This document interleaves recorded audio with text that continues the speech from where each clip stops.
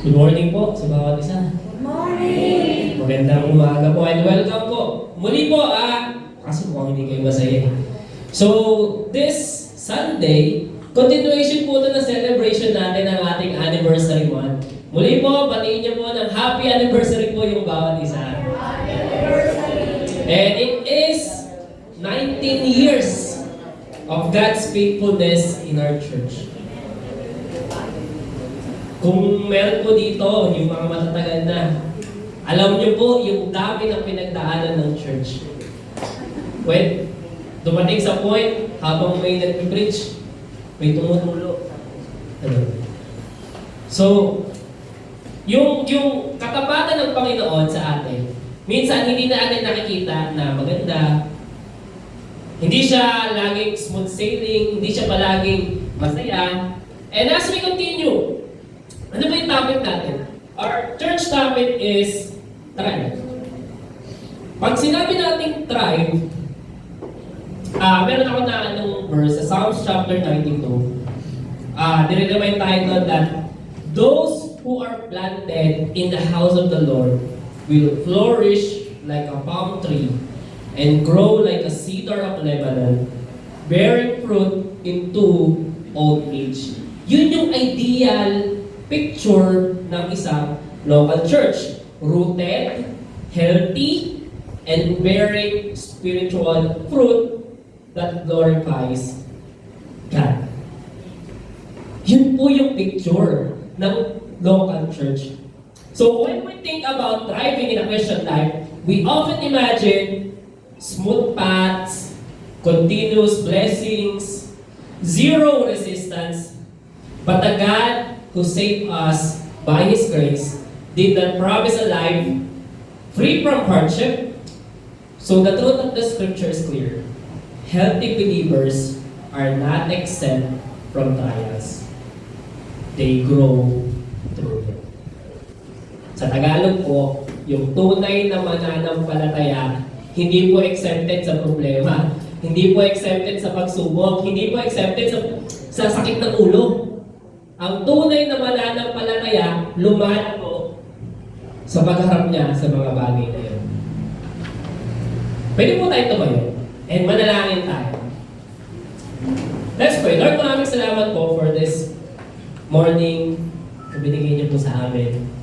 Thank you for this time that you have given to us, Panginoon, to speak with you, Panginoon. Kausapin niyo po kami. Hayaan niyo po, Panginoon, salita at mensahe niyo lamang yung marinig dito. Handaan niyo po yung puso at isip namin. Ano man po yung bigatin namin, Panginoon, hayaan niyo po matutunan namin ibigay ko sa inyo, Panginoon. Ano man yung bagay na matututunan namin, hayaan niyo po i-apply namin sa buhay namin. Muli, tago niyo po kasi God, kayo po ang maitaas in Jesus' name. Amen. Pwede po tayo mo. So as we continue, meron po akong papakitang picture. Kaya i-ano mo na nga sa picture. So, etong picture na to, sino familiar sa picture na yan? Familiar kayo yan? So, ang title ng picture na yan is The Checkmate. So, it's The Checkmate. It's a picture drawn by a painter named Moritz. So, it's in Louvre Museum in Paris. So, andun lang siya, and what the picture, the painting shows is a man playing chess with Satan. So, that's Satan, and this is the man. So, the man is playing Satan, and the painter named the painting The Checkmate. Because if you can see, the man, nakaganon siya. Problemado siya. Kasi, dun sa laro nila, yung man is playing chess with Satan for his soul. And the painter named it Checkmate. Sabi ng painter, checkmate na yung tao na nakikipag-sugat kay Satan. And then, dun sa museum, tours kept coming in, and then, one day, may tour ng mga athletes. And among those athletes, there's a world champion chess player. And then they're walking in the museum, and then when they got to this painting, the world chess champion stopped in the painting. Nakatingin lang siya. Tinitingnan niya, pinagmamasdan niya. And then the tour guide says, okay, this painting is checkmate, painted this, and then move on na sila. But the world chess champion stayed in front of the painting. Nakatingin lang siya doon, pinagmamasdan niya. And then napansin yung tour guide, Sir, andito na kami, bakit nandiyan ka pa din? Ang layo na namin. Ngayon, bumalik yung tour guide. And then sa the world chess champion said, parang may mali sa picture. There's something wrong with this painting. Tapos sabi ng tour guide, hindi sir, tama yan. Sabi ng world chess champion, hindi mo nakikita kung ano yung nakikita ko kasi buong buhay ko, nag-chess ako. All my life, I've been playing chess, I've been playing with the grandmasters all around the world, and you don't see what I see. And then, sabi nung tour guide, anong mali, sir? Sabi nung world chess grand or champion, sabi niya, it's either the painter will change the name of the painting or will change the painting itself. Why? Kasi nakita nung chess champion that the king still has one move left to save the game. Yung hari, may isa pang move, hindi pa siya checkmate. Di ko po alam kung sino may problema dito. That sounds like checkmate na yung buhay mo. I don't know how heavy your burden is, how heavy your problem is, but again, sabi ng Bible, walang exempted na Kristiyano sa problema, sa trials, sa pagsubok. Everyone will go through that. But if you like, or if you feel like, problemado ka na. Checkmate na yung buhay mo. Wala nang solusyon. The king has one move left to save your life. Hindi pa tapos yung Panginoon. Amen po ba? Sa IBC Manila, 19 years, dumaan tayo sa pagsubok ng, sabihin na natin, pangit na lugar. Bakit? Kasi umuulan kahit sa loob. Sipin niyo po, nag-preach, may timba. Sumasalok ng tumutulong po. Last Sunday natin doon, last Sunday service that we had in our old church, after the service, yung kisame bumagsak. After the service, night after the service, yung kisame ng kids church, bumagsak. Isipin niyo po, ganun. To the point, minsan nakakahiyang mag-invite kasi hindi kaaya-aya yung church. But God has one move left. Ano yun? Dinala tayo ng Panginoon dito. Amen. Takot pa po ba kayo bumagsak yung kisame? Oo. Simento yan. Hindi na po nakakatakot sa kids church kasi dati pa bawal tumulan yung mga bata sa kids church. Bawal silang magkantahan kasi may kakatok sa baba, sir. Huwag po kayong tumalon kasi nalalaglag po yung mga kalat sa amin. Sino ba? Sinong takot mag-ingay, God, the King, has still one move. May gagawin pa yung Panginoon sa bawat isa. Higit sa lahat, sa ating church. And as we celebrate another year ng church na to, ito na baka yung susunod na move ng Panginoon, ano yung gagawin niya? Ano yung gagawin niya? And for those na, again, if you are facing a heavy season of testing today, know this, God is not destroying your faith. Kung sinusubo ka, ang daming problema, hindi sinisira ng Panginoon yung pananampalataya mo. He is purifying it.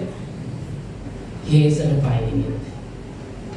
Ngayon, sa verse na babasahin natin, James chapter 1, verse 2 to 4, merong pinakita progression si James. And 4 na bagay lang, and then we're done. So, itong 4 na bagay na to, basahin natin yung verse. Kaya doon punta ka sa verse. James chapter 1, verse 2 to 4, basahin ko na lang po. Follow me with your eyes.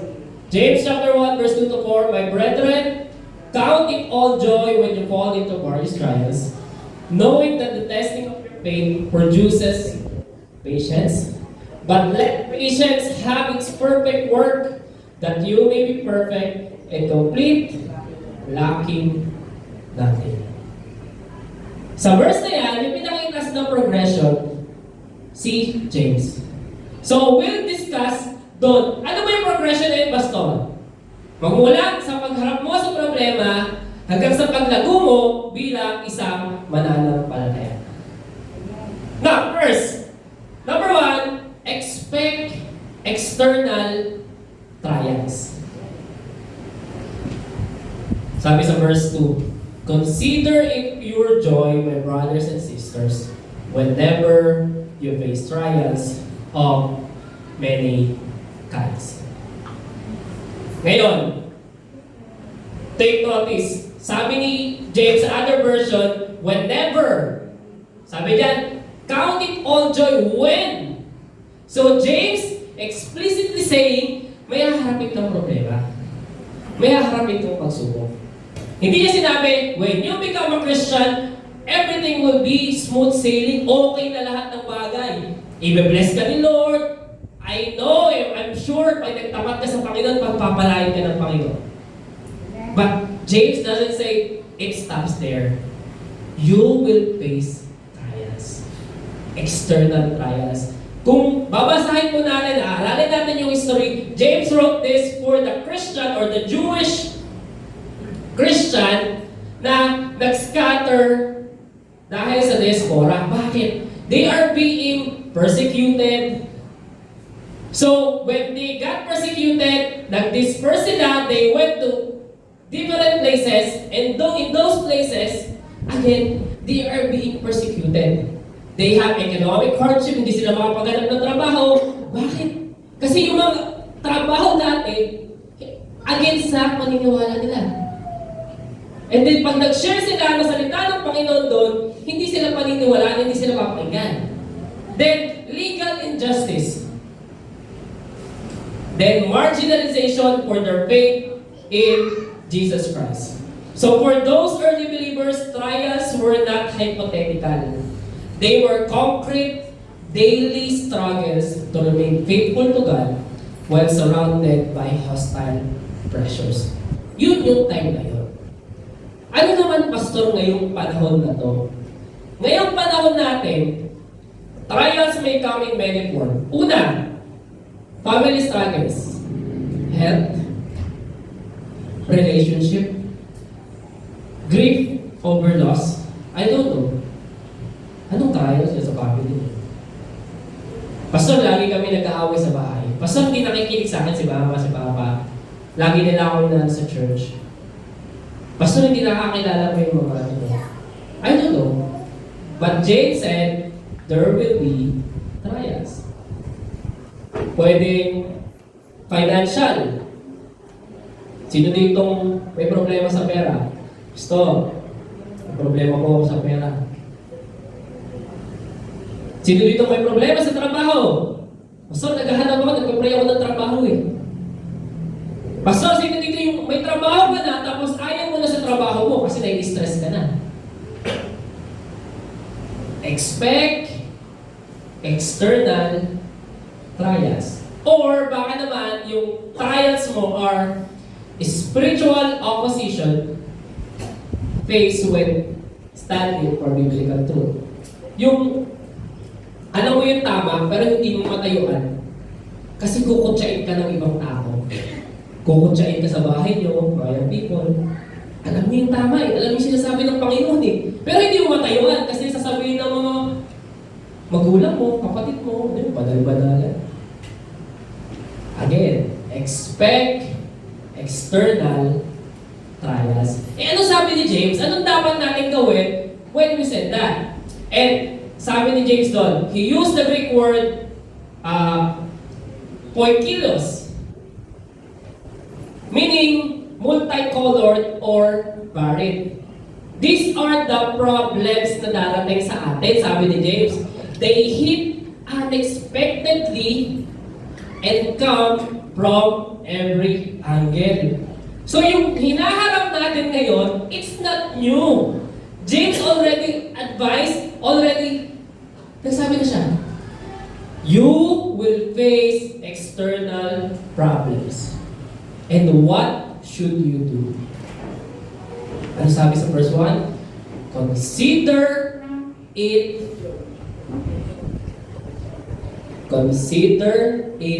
all joy. Ano ginamit doon ni James? He used the Greek word hegesaste. Anong meaning doon? It's an imperative verb from financial accounting, meaning to reckon, to evaluate, or to enter into the ledger. Pastor, anong ibig sabihin yan para ng dati? Ang sabi niya, it is a command to a deliberate cognitive decision, not an emotional reaction. Pag may hinarap ka doon na problema, dapat hindi mo ibibase sa emotion mo kung paano mo siya haharapin. It's a deliberate cognitive decision. Pinag-iisipan mo. James is commanding a deliberate cognitive decision, hindi emotional reaction. He does not tell us to enjoy the physical or emotional pain of the trial. Hindi siya sabi, magpakamartir ka, sinasaktan ka na, tapos ini-enjoy mo pa. Hindi ganun ibig sabihin na consider it all joy. Na problema ka na, tapos tawa ka pa ng tawa, kasi nga, sabi daw sa Bible, dapat consider it pure joy. Hindi rin yung sinasabi ni James. Hindi yung sinasabi, enjoyin mo yung paghihirap mo, enjoyin mo yung mga inaan mo, pero tignan mo siya doon sa light of eternity. Ibig sabihin, ano ba yung ginagawa sa akin ng Panginoon? Pastor, hindi ko alam yung problema ko. Hindi ko po alam. Pero may ginagawa yung Panginoon through those trials na hinaharap mo ngayon. And if we look at it that way, iba yung joy na mararamdaman mo. Wala kang pera ngayon. Pastor, how can I consider it all joy? I have no money. I don't know. Ano bang tinuturo sa inyo ni Lord? Sabi, by faith, we cross out loss on our spiritual ledger and write down gain, knowing that God is using the situation to conform us into the image of Christ. I don't know what situation you're in right now. I don't know what external trials you are experiencing right now. Di ko alam, problema sa pamilya ba yan? Problema sa school, sa relationship, sa trabaho, sa pera. One thing is for sure, lahat tayo may problema. Lahat tayo may pinagdadaanan. Mukha lang kung malaki yung tiyan ko, pero malaki talaga yan. Pero may problema din po kami. Kaninang umaga, nag-aaral po ako. Around 3 o'clock, 3, si Karen lumabas doon sa kusina. Daddy, hindi ko naman si pwede matutulog ako. Kasi po, for those na, pag may newborn po kayo, hirap talaga matulog. Pag may newborn na baby, sobrang hirap matulog. So, what did I do? Ginawa ko, 5 o'clock, habang nagluluto ako, ginawa ko si Penny, tapos pinaliguan ko siya. And then, after nun, nakatulog siya. Pastor, pagod ka? Pagod ako. Kasi kahapon, talent fest, tapos nag-aaral pa ako, tapos nagluto pa ako ng lunch. Tapos, ang dami ginagawa eh. But if you look at it sa paningin ng tao, nakakapagod. Pwede namang hindi gawin yung ibang bagay dun eh. But if you look at it, kung paano pinagpala ka ng Panginoon, isip ko na lang, blessing ng Panginoon, may niluluto ako. Blessing ng Panginoon, may pinapatulog akong bata. Blessing ng Panginoon, may pinapaliguan akong baby. Blessing ng Panginoon, meron kaming maayos na tahanan. Blessing ng Panginoon, nagagamit ako ng Panginoon. I don't know how you look at your problems, but if you look at it sa paningin, or dapat sa paningin ng Panginoon, you look at it differently. Yung trabaho, ngayon sinusumpa mo, dati pinagpe-pray mo yan. Lord, sana po magkatrabaho ako. Bakit ngayon problema na siya sa'yo? Your friends, your course, your wife, your husband, dati pinagpipray mo yan. Bakit ngayon parang stress ka na dahil dyan? Sabi ni James, consider it your joy. Expect external trials. And then after that, number 2, expect refining tests. Marami. Sabi niya sa James chapter 1 verse 3, because you know that the testing of your faith. Now, kung sabi ni James, consider it your joy. Now, how or why can a believer evaluate a trial with biblical joy? Isa lang. Next question. Because we know that the trial has a divine purpose. It is the testing of our faith. That's the purpose of the trial. Kung alam mo na yung pagsubok na kinakaharap mo ay paraan ng Panginoon para i-test at palaguin yung pananampalataya mo, you look at it differently. That's why you should expect refining tests. For the word testing, ang ginamit ni James the word dyan in Greek is dokimion. It's a technical term used in ancient metallurgy for assaying or refining precious metals like gold or silver. So when James is saying or is writing this, iniisip niya, when he said refining or testing of faith, ibig sabihin, susunugin. Alam niyo po paano ginagawa yung gold? Or paano nagiging pure yung gold? It's being put in a high temperature, so hot that the impurities will go up, and then the goldsmith will remove those impurities. Ibig sabihin, habang sinusunog yung ginto, mas nagiging pure siya. Nawawala unti-unti yung mga impurities sa kanya. So,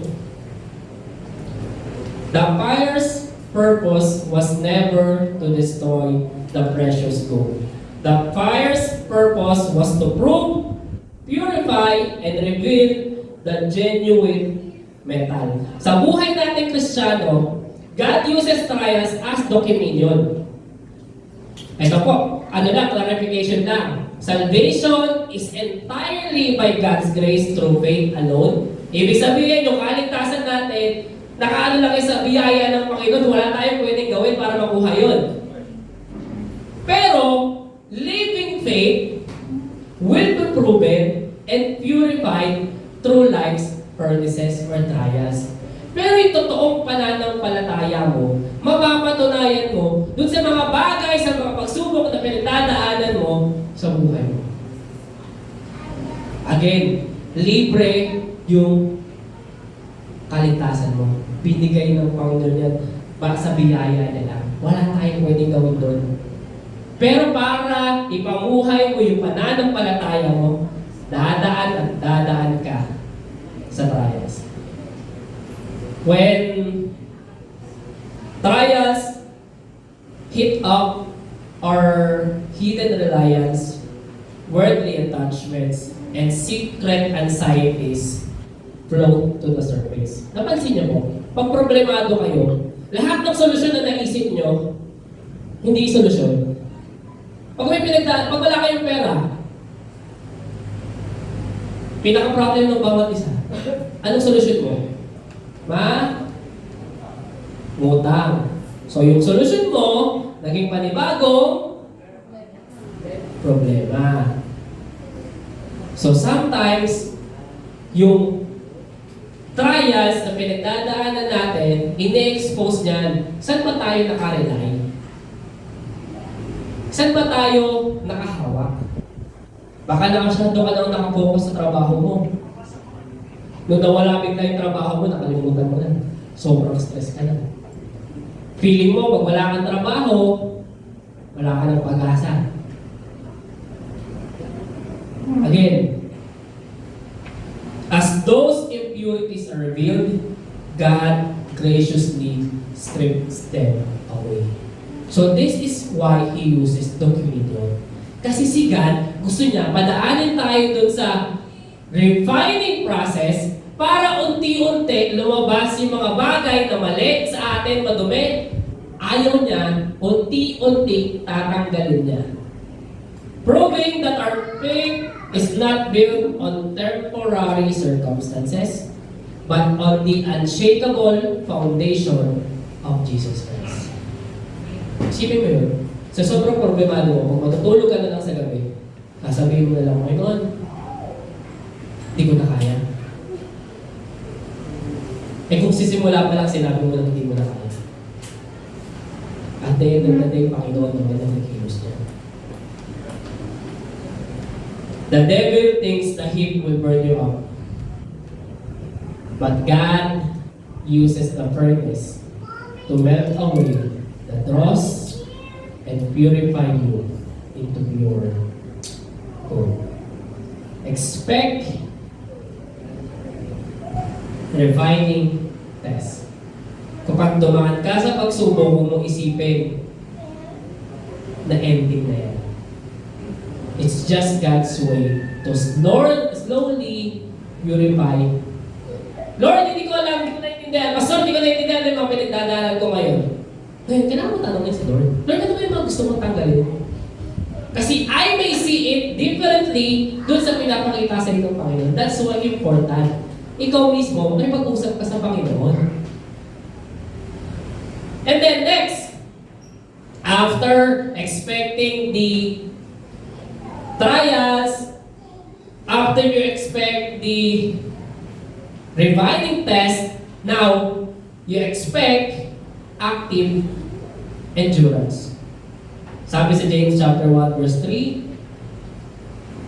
those tests produces patience. Another version they use perseverance, another version they use endurance. So ano yung direct product of the refining process? Sabi ni James, the test or the testing of faith produces faith. Sa Greek word, ang ginamit niyang Greek word doon is hupomone. Hupomone means, in the original Greek, hindi lang siya basta waiting. Pag sinabi kasing patience, parang pasensyoso ka, naghihintay ka lang. When James used this word, ginamit niya hypomone.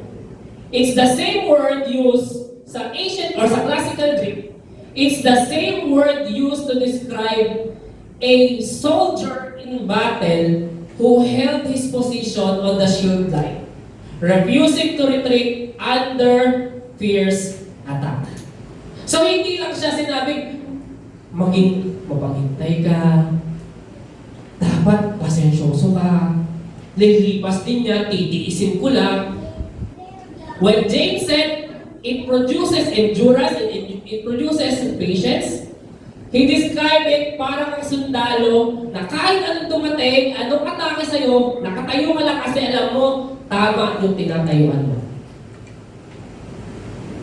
Sino dito nanonood ng mga gera? Di ba kadalasan, yung nasa harap, sila yung unang namamatay. But why do they stand still there? Alam niyo yung mga shield, yung mga old war, nakasugod yung mga nakakabayo, tapos yung mga shield, nakagano lang. That's how James described, or the patient that was used there. Ganun tayo dapat.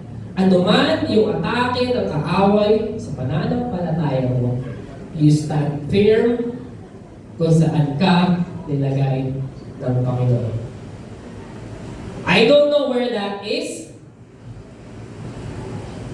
So, sa buhay natin, hypomone is an active spiritual endurance.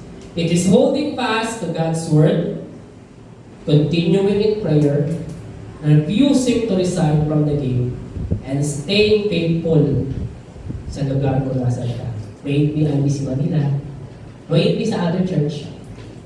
Pero, kahit mahirap, marami po dito. Ang tagal na ng church, ang dami na pinagdaanan ng church, maraming dumating, maraming nagstay, maraming nawala. But, hope mo din. Staying firm. The ability to stand firm under heavy pressure. Kaya sobrang nakakagalak po sa puso. Na every anniversary nagse-celebrate tayo, we still see some of the same faces. Bakit? Ibig sabihin, throughout ng 19 years ng IBC Manila na hindi lahat okay, hindi lahat masaya, hindi lahat matipid. Sinasabi ko po sa inyo, every anniversary po, sobrang gastos. But God is faithful. Every anniversary, we are still able to celebrate it. We are standing firm kung saan tayo nilagay ng Panginoon. Now, pag sinabing patience, minsan po, may dalawang ano yan. Meaning, next po kayo. Sabi, passive resignation says, I just have to accept this bad situation. Hindi po patience yun. Minsan sabi ko, wala na eh. Andyan na yan. O kaya naman, it is what it is.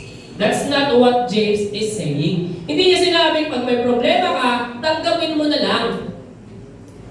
What he is saying is, I am standing firm right there or right here on God's promises because He is faithful and He will sustain me through this season. Hindi yung pinapalipas mo lang. Hindi po patience yun. Ang patience na ginamit doon, and dapat natin matutunan na hihintay tayo doon sa Panginoon, sa Panginoon.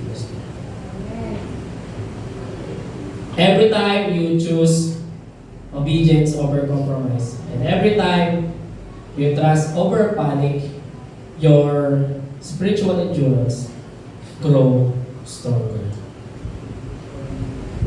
Sige po, dati, si Penny po, ang problema lang ni Penny, gatas, pupo, tulog.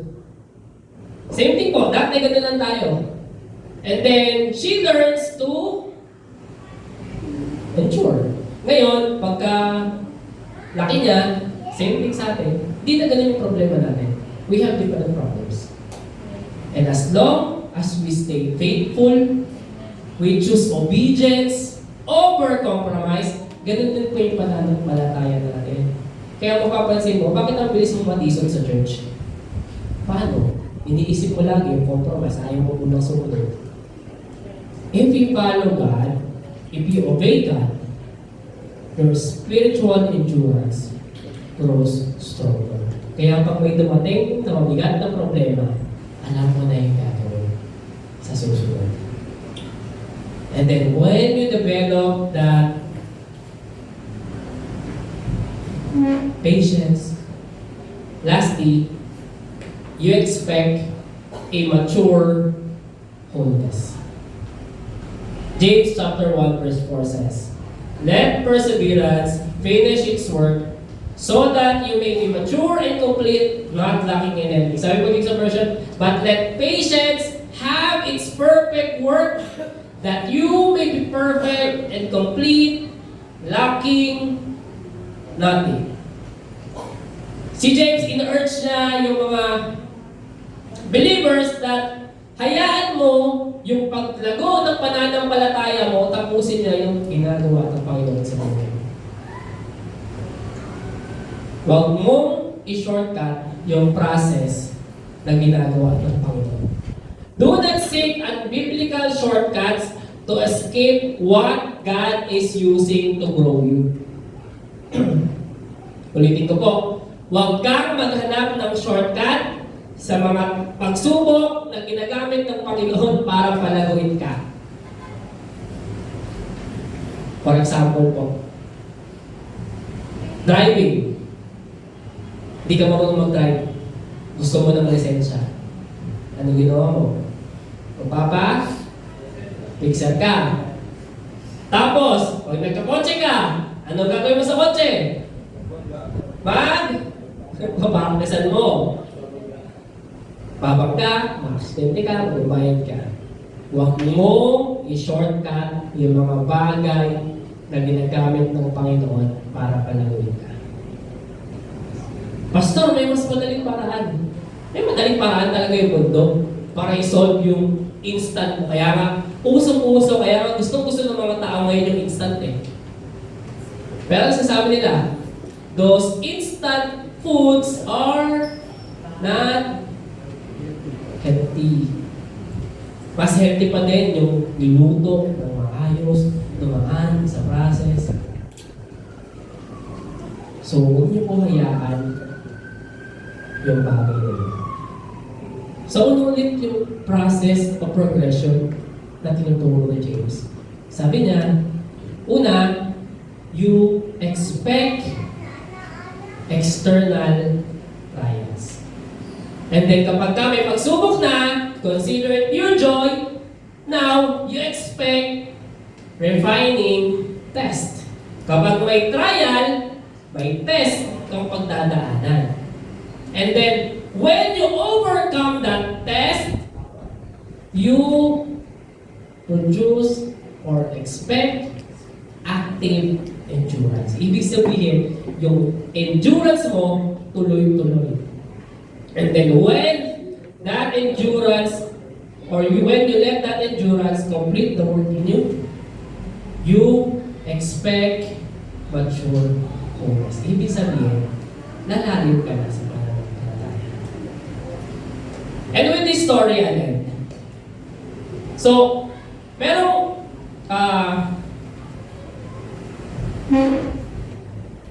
tatlong babae.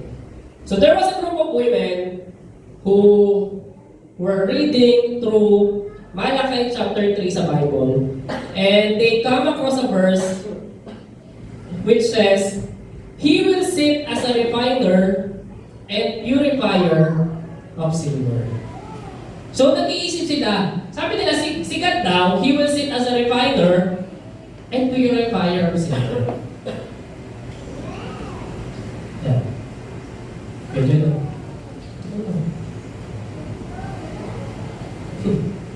So yun. So, nag-iisip sila, paano sinabi na si God magiging refiner or purifier ng silver?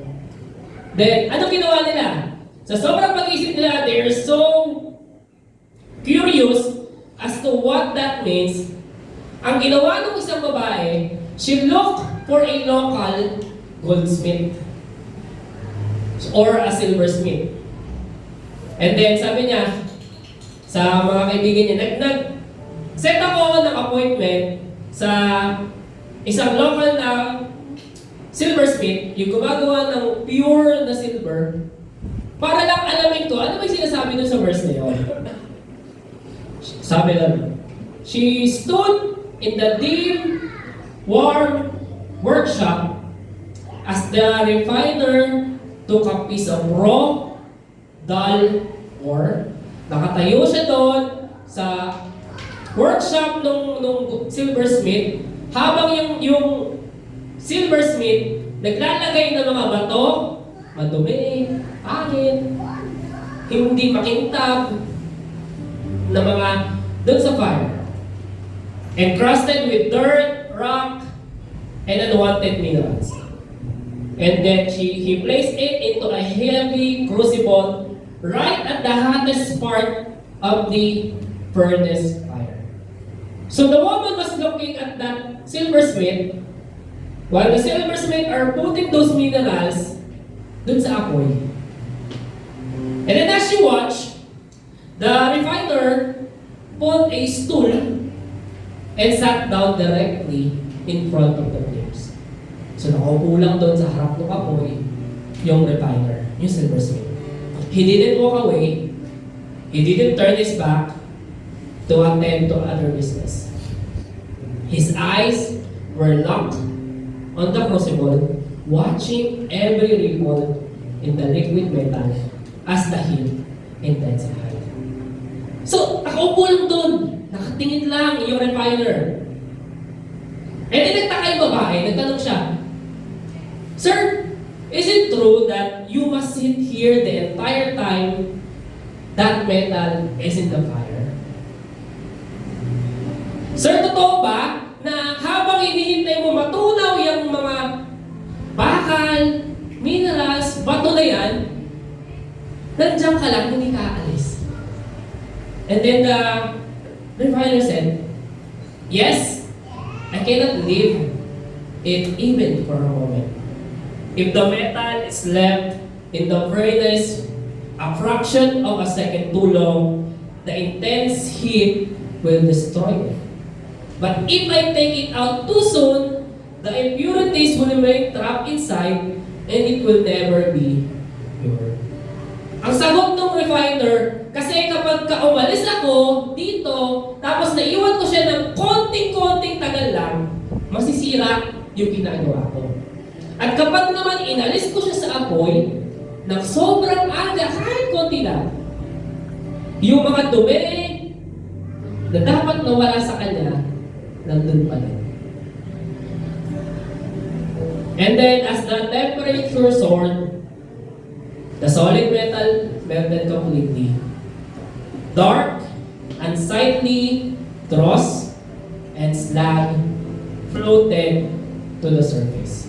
And then the refiner gently, continuously, tinatanggal niya yung mga dumi dun sa melted metal.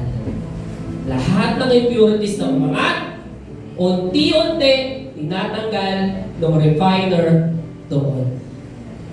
And then, habang nanonood, yung babae, nagtanong siya, Sir, how do you know when the refining process is complete? Sir, kailan mo malalaman kapag katapos na, kapag wala ng dumi, kapag wala ng anumang impurities dyan sa bakal na yan? How do you know the precise moment it's ready to come out of the fire? Sabi nung silversmith, actually, yan yung pinakamadaling paraan, or yan yung pinakamadaling part ng trabaho ko. It's ready when I am able to see my image on that metal. Sabi niya, kapag nakikita ko na yung sarili ko dyan, then, okay. And as God continues to refine, to test our faith. Pastor, kailan ba matatapos? Sabi ng Panginoon, kapag ako na yung nakikita sa buhay mo. When does your testing of faith ends? It ends when God is seen in your life. Kapag tanggal na lahat ng impurities, tapos Panginoon na lang yung nakikita sa buhay mo. And as we celebrate continuously yung anniversary natin, we look back and recognize na yung Panginoon, ang dami ng ginawa sa anumang iba't ibang season ng church na to. May mga tinanggal siya. May mga dinagdag siya. May mga didisiplina siya. May mga binalag siya. May mga pinagsa siya. And all those times, lahat ng bagay na yun is for that IBC Manila will reflect God. Now, that's as a church. Pero ikaw, how's your faith today? Are you undergoing that intense testing? Sinusubo ka ba ng Panginoon sa mga bagay na piling mo hindi mo na kaya? Baka patapos ka na. Kasi habang umiinit yung apoy, unti-unti mas nawawala, mas nakikita yung mga dumi sa atin. Habang tumitindi yung problema, yung trials na sinusubok ka, parang hirap ka na, parang susuko ka na, baka malapit ka na doon. Malapit nang makita yung Panginoon sa buhay mo. And all you need to do is obey and ensure faith.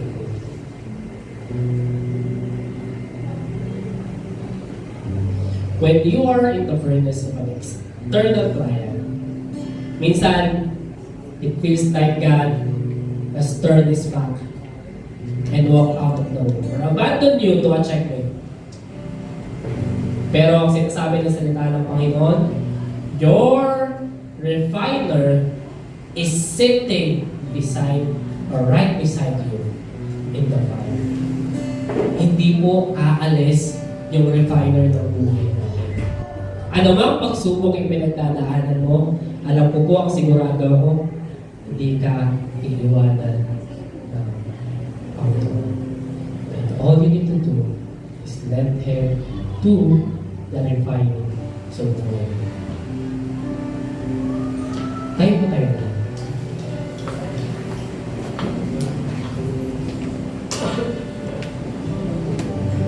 Now maybe you are on that point kung saan nandun ka sa crucible.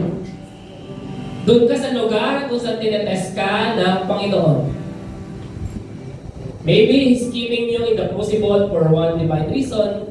He is working until He looks at your character, your marriage, your service, your schooling, your relationship, your work, your faith.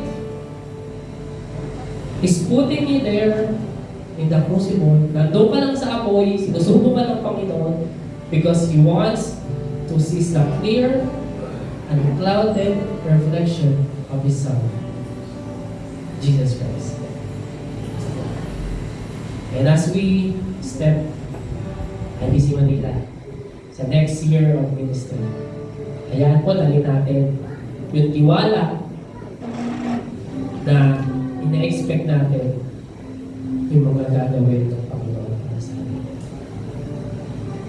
Again, hindi ko po alam ano yung pinagdadaanan nyo, ano yung problema nyo, ano yung struggles nyo, but God knows it. And I know kung makahayaan nyo siya, gamitin yung mga bagay na yan, yung go deeper dun sa Panginoon. Manalangin po. Let's pray. Lord, maraming salamat po for this that you have given to us. Thank you for the reminder, God. And everything that we are encountering, we are experiencing, Panginoon. Ayan niyo po, we see it, we look at it through the lenses of your understanding. Help us expect those things to happen.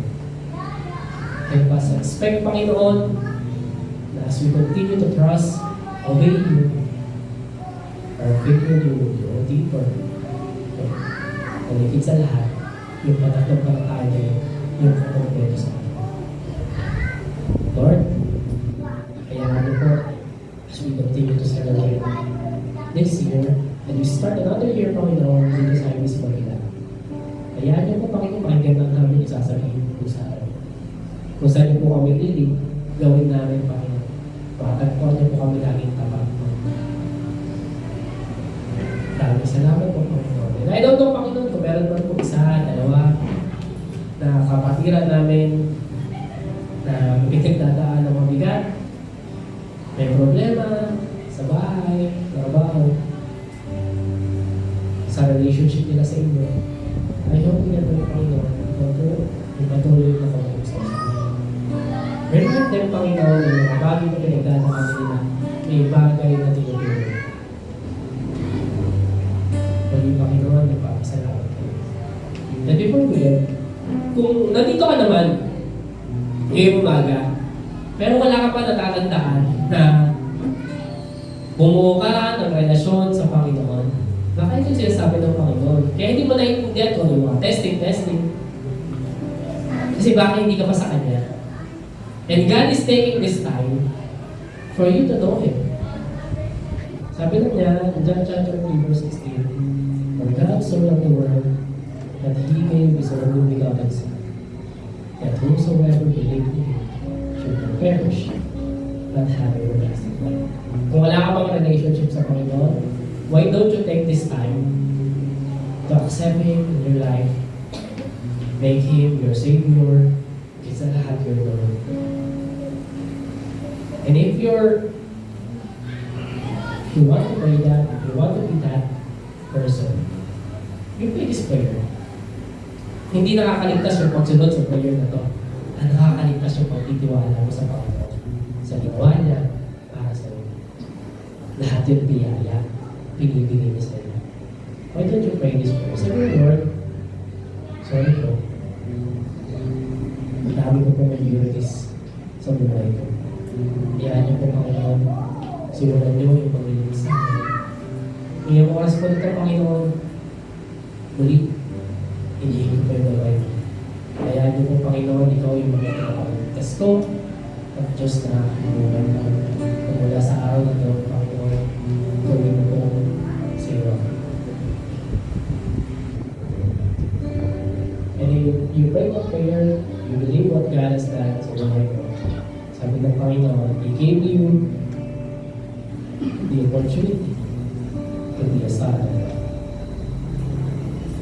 Muli ko, patuloy tayo. Lord, thank you for this day. Thank you for using me to share your word. Thank you for speaking to us, Panginoon.